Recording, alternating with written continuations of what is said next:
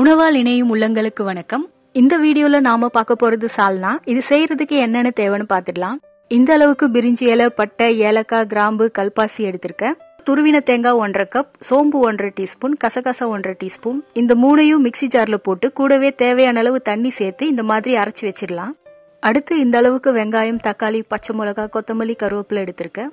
இதுல வெங்காயம், தக்காளி, பச்சை மிளகாய், கொத்தமல்லியை இந்த மாதிரி கட் பண்ணி வச்சிடலாம். மிளகாய் தூள் 1.5 டீஸ்பூன், தனியாத்தூள் 1.5 டீஸ்பூன், கரம் மசாலா தூள் 1 டீஸ்பூன், மஞ்சள் தூள் 1/2 டீஸ்பூன், இஞ்சி பூண்டு விழுது 2 டேபிள் ஸ்பூன், எண்ணெய் 4 டேபிள் ஸ்பூன், அப்புறம் தேவையான அளவு உப்பு. இப்ப ஸ்டவ் பத்த வச்சுட்டு பாத்திரத்துல எண்ணெய் ஊத்திக்கலாம். இதுல பிரிஞ்சி இலை, பட்டை, ஏலக்காய், கிராம்பு, கல்பாசி போட்டுக்கிறேன். இப்ப இதெல்லாம் நல்லா வாசனை வருதுங்க. இதுல கட் பண்ணி வச்சிருந்த வெங்காயம், பச்சை மிளகாய் கூடவே கருவேப்பிலையும் போட்டு வெங்காயம் ஓரளவுக்கு பொன்னிறமா ஆகுற வரைக்கும் வதக்கிடலாம்.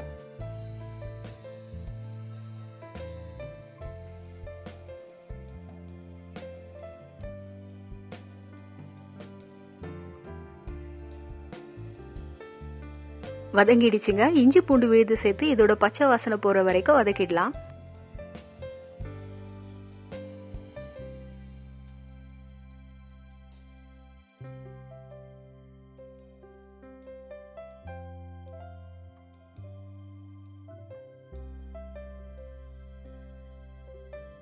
இப்போ தக்காளியும் இது சீக்கிரமா வதங்குறதுக்காக கொஞ்சமா உப்பும் சேர்த்துக்கிறேன்.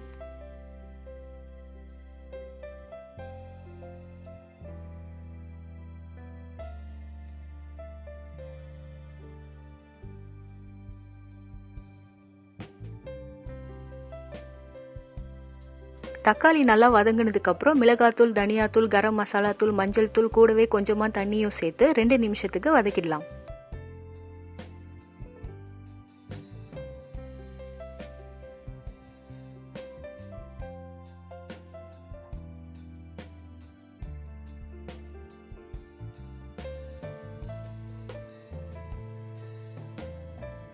இப்ப அரைச்சு வச்சிருந்த தேங்காய் கலவையோட சேர்த்து 9 கப் தண்ணி ஊத்திக்கிறேன்.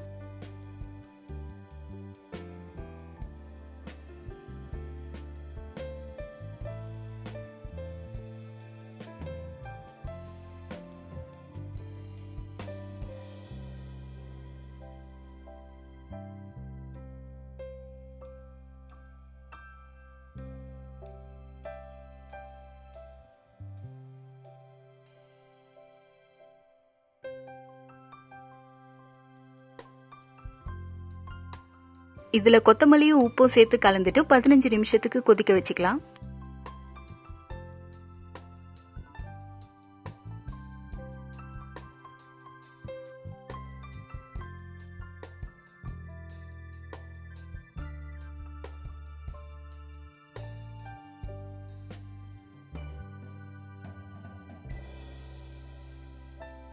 இது நல்லா கொதிச்சிடுச்சுங்க. இப்ப பாத்தீங்கன்னா இது ரொம்ப திக்காவும் இல்லாம தண்ணியாவும் இல்லாம இந்த மாதிரி இருக்கும்போது ஸ்டவ் ஆஃப் பண்ணிடலாம். இப்போ சால்னா சூப்பரா ரெடி ஆயிடுச்சு. இது பரோட்டா கூட சேர்த்து சாப்பிடும்போது ரொம்பவே நல்லா இருக்கும். நீங்களும் ட்ரை பண்ணி பாருங்க.